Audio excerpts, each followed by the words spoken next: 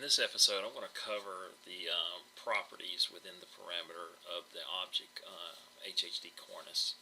Just going to kind of give you an overview, so we're not going to do anything specific as far as placing it or applying it to a structure. So I'm just going to kind of go over all the ins and outs here. So if you open up the properties, first of all, the height, this is where it's set from the top of the, in this case, the the shingle strip, and it grows down. So if you went 9 foot, then of course the elevation would be set at 9 foot. The length, of course, is the overall length, not including the cuts. So in other words, if it's 5 foot from here, from that point to this point, of course it's not 5 foot from this point to this point, but the 5 foot is the main line, which is where the frieze is. The overhang is, of course, is the total overhang from out here, from the outside edge in. So anything from the shingle strip grows inward and reducing the size of the soffit, and then of course the frieze, which is underneath, will grow inward, but it does not make the change of the overall overhang. So the fascia and the shingle strip do affect the cornice depth, but it does not change the overall. So the overall is from this point to this point. Okay, now getting into the flat cornice is what we're going to cover here. If I go to the elevation view, move it around here, you have simple miter is checked. In simple miter, what that means is that you're going to have one stretchable hot spot, which is controlled the whole cut, and that cuts everything within. If I take this point off, you're going to see that you got multiple stretchable cut points, hot spots that you can stretch. This only applies if you really want to get very detailed with like an irregular overhang, which you may have a 1 foot overhang that's that 90 degrees into a 6-inch, or a 45-degree angle, or whatever the case may be. You want to specify each one of those points to miter out properly, which your soffit will be your number one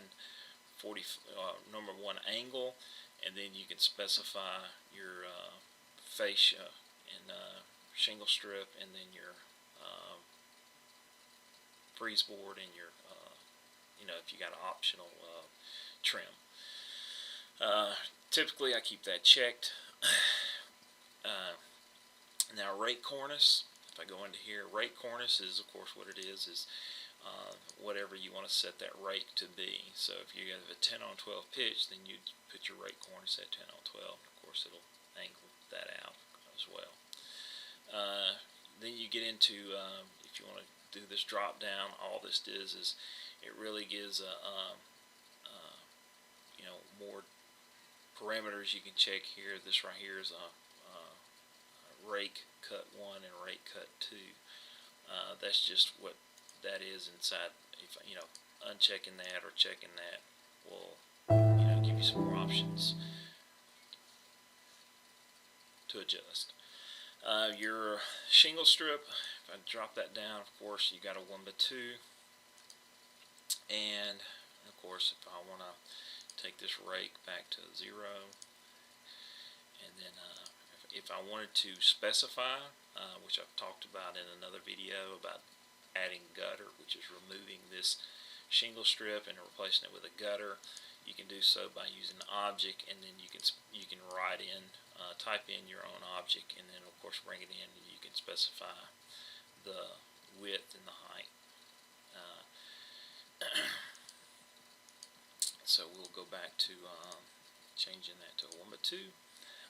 Then you have your fascia board. Your fascia board, you can specify, of course, your common sizes, or you can go to user, which is going to unlock the board thickness, where you can specify exactly what you want. We'll do that 1x6. Then you have your freeze board, and your freeze board again is the same thing. You can adjust that.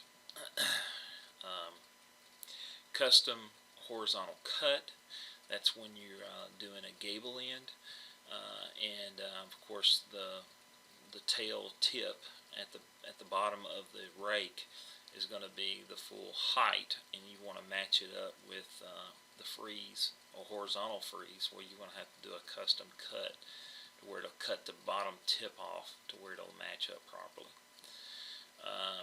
Freeze height adjustment, that's if I specify that, I can do a -4 inches, and that'll put the freeze up, along the rake of it. So that variable, you'll have to find what that variable is depending on the pitch. And of course, by doing that, I would definitely, you're not going to show your soffit, so you can turn your soffit off.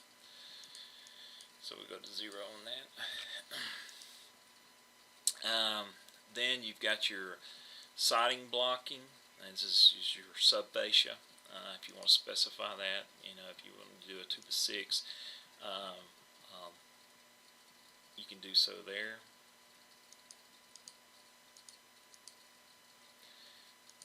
As you can see right here where it shows it. I'm sorry, I'm looking at this is siding blocking, so if you want to put a 1x2 behind here for siding to go behind there, you can specify that. Or you can specify, how far you want it to come out. Put that 0. You got show soffit. You show soffit again. I just did that. Uncheck that to hide it, or you can show it.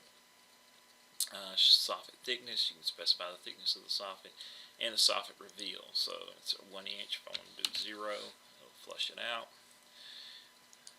And then your trim profile. Of course, if you want to put trim in there, I've got a list of already pre-made trims in here where you can choose from. Or if you want to do your own, you can do the same thing utilizing the other video where I did a gutter in place of that shingle strip. Trim height adjustment. Sometimes you may have to do some adjustments there. So if I add some height to it, it's always going to grow downward. So I can adjust that, or if I create a custom profile, of course I can specify the height and the depth. Default values, what that is that brings in when I'm bringing in the cornice object, it's going to copy those parameters. Always leave that unchecked. And here's the subfascia. Subfascia is for calculation only. I can specify 2x6 or 0 or whatever, but that's just when you go into your cornice takeoff, it'll specify that's whatever your subfascia is. And then you have your last thing. You have your pins and materials. And of course, your pins, you can specify your shingle strip pin, your fascia pin, your freeze board, trim pin, your roof return pin, and your shingle strip material, which again is, if you do a gutter, of course you'll change that to a material that of a gutter color. But if more than likely just keep it the same as the eave itself. Roof return material is of course your shingles on your roof returns. If you're using a Queen Anne or a Greek return, you can do that. The control cuts, you don't never have to fool with this. All this is just I'm returning the information to you in case you want to know what those angles or cuts are. It's just for display purposes only. Same thing goes with the freeze, fascia, and soffit. And then again, the last, just display the information here, or just to kind of give you some, where you can see it. And this is the flat length cornice, which is, if you look at the floor plan view, the length is from here to here, and that's your length. Now, true length cornice is only if I'm doing a gable. Of course, there's a slope, and the slope angle, the slope of it is going to create a longer angle than the flat angle is. And then lastly is the high top edge. And the only reason for that is if you're doing a gable end, you don't want to see these boards peeking through the roof. You can just check that box and it hides those top edges there, so you don't see that. So it just kind of dresses up nicer when you're looking at the elevations. So that sums it up, all the properties of the cornice.